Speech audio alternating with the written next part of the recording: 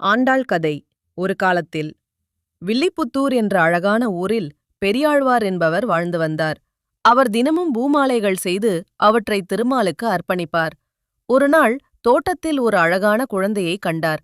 அந்த குழந்தைக்கு கோதா என்று பெயர் வைத்தார். அவளே பின்னாளில் ஆண்டாள் என போற்றப்பட்டாள். கோதா சிறுவயதிலிருந்தே திருமாலை மிகவும் நேசித்தாள்.